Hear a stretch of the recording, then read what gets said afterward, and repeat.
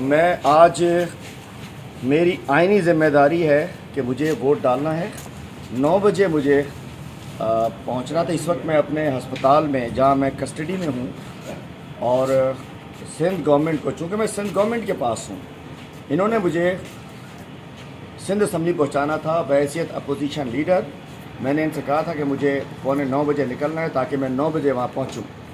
लेकिन इस वक्त मैं कमरे से बाहर निकल कर खड़ा हूँ और APC अभी तक नहीं आई है, एक साजिश के तहत कि मैं असम्बली ना पहुँच सकूँ। जबकि खुर्शीद शाह 2 रोज़ पहले उनको हमने फेडरल गवर्नमेंट ने, स्पीकर साहब ने इस्लामाबाद बुलवा लिया है।